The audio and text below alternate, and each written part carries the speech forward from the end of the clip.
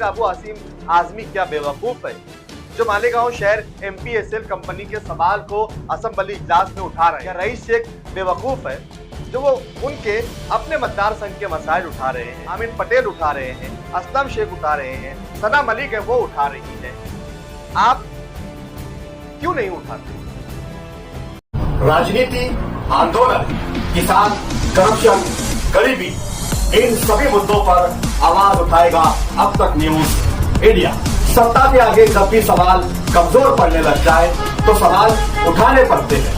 बोल के लफ्ज आजाद है तेरे, बोल के सच जिंदा है अब तक। नाजरीन, इस्तकबाल है आप सभी का अब तक न्यूज इंडिया में। मैं जाबिर शाह। आईना हूं, दिखाऊंगा दाग चेहरे के, जिसे बुरा लगता है वो सामने से हट जाए। एक बार फिर मालेगांव शहर सेंट्रल हल्का असेंबली 114, ये हर बार की तरह इस बार भी होने वाले जो अधिवेशन है, एक साल में 3 मरतबा अधिवेशन होता है। गर्मियों के वक्त का अधिवेशन, ठंडियों के वक्त और बारिश के वक्त, ये तीनों अधिवेशन यानी कि असेंबली इजलास मुनक्किद होता है, जिसमें हर आमदार, हर मंत्री अपने अपने मतदार संघ के मसाइल पर बातचीत करता है, सवाल उठाता है, या वहां के मसाइल को उजागर करता है, या फिर उसके अपने मतदार संघ में अगर प्रशासन से संबंधित अधिकारी, सरकार से संबंधित अधिकारी अगर अवामी कामकाज नहीं करते तो उसकी शिकायत भी वहां पर उठाई जाती है। ऐसे अनेक मसाइल है जो एक एमएलए असेंबली में उठा सकता है, शहर की नुमाइंदगी कर सकता है, इसीलिए उसे चुनकर असेंबली भेजा जाता है ताकि वो शहर के बड़े मसाइलों पर, बड़े मुद्दों पर बातचीत कर सके, शहर में रोजगार ला सके, कंपनियां, इंडस्ट्रीज, उसके अलावा तालीमी कॉलेजेस, ऐसे बड़े मुद्दों पर वो कामकाज कर सके, क्योंकि छोटे मोटे मुद्दों पर काम करने के लिए नगर पालिका और महानगर पालिकाएं होती है। लेकिन देखने में यह आ रहा है कि मालेगांव शहर हर बार की तरह इस बार भी अधिवेशन में अपनी नुमाइंदगी दर्ज नहीं करवा सका।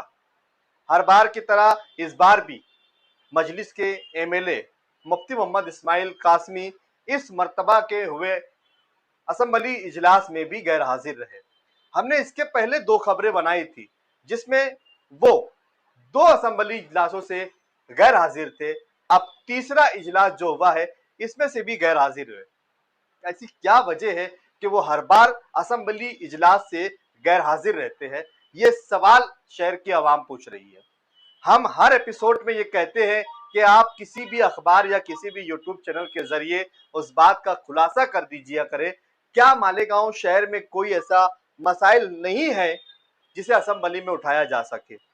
अगर ऐसा नहीं है तो फिर अबू आसिम आजमी क्या बेवकूफ है जो मालेगांव शहर एमपीएसएल कंपनी के सवाल को असेंबली इजलास में उठा रहे हैं? क्या रईस शेख बेवकूफ है जो वो उनके अपने मतदार संघ के मसाइल उठा रहे हैं? आमिर पटेल उठा रहे हैं, असलम शेख उठा रहे हैं, सना मलिक है वो उठा रही है, आप क्यों नहीं उठाते? मजलिस का पूरे महाराष्ट्र में एक ही नुमाइंदा है, एक ही एमएलए है। अब मजलिस का पूरे मुसलमानों की नुमाइंदगी महाराष्ट्र में अगर कोई कर सकता है तो वो हमारे अपने शहर के एमएलए मुफ्ती मोहम्मद इस्माइल कासमी है, लेकिन वो हर असेंबली इजलास से गायब रहते हैं। क्या महाराष्ट्र के सदर इम्तियाज जलील इनके कान नहीं खींचते? क्या होने वाले असेंबली इजलास में आपको महाराष्ट्र के मुसलमानों की नुमाइंदगी करनी है, उनके मसाइल उठाने हैं, मुसलमानों की बातचीत रखनी है? इम्तियाज जलील भी खामोश, शहर के चुनकर आए हुए मजलिस के पूरे महाराष्ट्र के इकलौते एमएलए भी खामोश। क्या वजह है ऐसी ये खामोश रहते हैं? या फिर ये सवाल नहीं लगाते, ये क्वेश्चन नहीं लगाते? क्या इन्हें बोलने का मौका नहीं दिया जाता? बाकी एमएलए तो हर मुद्दों पर बातचीत करते हैं, रोजाना बातचीत करते हैं। 15 दिन के इजलास में कम से कम 10-10 मरतबा अबू आसिम आजमी है, रईस शेख है, आमिर पटेल है, असलम शेख है, सना मलिक है, ये कई अलग अलग मुद्दों पर बातचीत करते हुए दिखाई देते हैं। लेकिन शहर के एमएलए खामोश क्यों रहते हैं? क्यों नहीं मसाइल को उठाते? एसआईआर जैसी मुसीबत महाराष्ट्र में चल रही है, इसको लेकर क्या कोई गाइडलाइन होनी चाहिए? क्या तकालीफ महाराष्ट्र के मुसलमानों को पेश आ रही है, क्या इस पर नुमाइंदगी करने की एमएलए मौसूफ की जरूरत नहीं थी क्या? मालेगांव शहर की आवाम एमपीएसएल कंपनी यानी कि मालेगांव पावर सप्लाई कंपनी से तंग आ चुकी है, क्या इस मसाइल को उठाया नहीं जा सकता है क्या? मालेगांव शहर में दिन ब दिन बढ़ रहे क्राइम एक्टिविटी, नशे की जो पदार्थ है, नशे की जो चीजें है वो बिक रही है, क्या इस मामले को उठाना असेंबली में जरूरी नहीं है क्या? क्या मालेगांव शहर में रोजगार के लिए बातचीत करना जरूरी नहीं है क्या? क्या मालेगांव शहर को तालीमी मैदान में कोई नई एमआईडीसी, नई कॉलेजेस वगैरह की जरूरत नहीं है क्या? बहुत सारे मुद्दे हैं, लेकिन इन पर हर असेंबली में हमारे एमएलए गैर हाजिर रहते हैं और मालेगांव शहर की आवाम ये सवाल एक दूसरे से पूछती रहती है कि शहर के एमएलए असेंबली इजलास में क्यों नहीं गए, उन्होंने आवाज क्यों नहीं उठाई। और अब तो कॉर्पोरेशन इलेक्शन के बाद से अलग ही माहौल शहर में देखने को मिल रहा है। शहर के आवाम के मसाइल को फिर उठाएगा कौन, पूछेगा कौन, असेंबली तक पहुंचाएगा कौन, सरकार तक पहुंचाएगा कौन? मालेगांव शहर की आवाम और महाराष्ट्र भर के मुसलमानों की मसाइल पर कौन नुमाइंदगी करेगा? बहुत बड़ा सवाल है। हम हर मर्तबा, कोई करे या ना करे, कोई अखबार छापे या ना छापे, कोई लिखे या ना लिखे, लेकिन अब तक न्यूज इंडिया इस खबर को हर बार करता है। इस शहर में जो भी सियासी पार्टियां हैं, जो भी जिम्मेदारी उठाने और निभाने की बातचीत करती है, अगर वो अपनी जिम्मेदारी से भागती है तो अब तक न्यूज चैनल उनके चेहरे को बेनकाब करता है। और इस बार भी अब तक न्यूज चैनल, चाहे वो कॉर्पोरेशन में सत्ता में बैठे हुए लोग हो या फिर असेंबली में बैठे सत्ता में बैठा हुआ एमएलए हो, हम दोनों के खिलाफ आवाज उठाते रहेंगे, आवाम को आईना दिखाते रहेंगे, सच उन तक पहुंचाते रहेंगे, कोई पहुंचाए या ना पहुंचाए। और हम हर बार ये कहते हैं कि हमारी इस पत्रकारिता से हमारा कितना नुकसान होगा इसकी हमें परवाह नहीं, क्योंकि रिस्क की देने वाली जात ऊपर वाली है और हम उसी के भरोसे हैं, ना कि बंदों के भरोसे। हमारा रिस्क जहां लिखा है हर हाल में मिलेगा।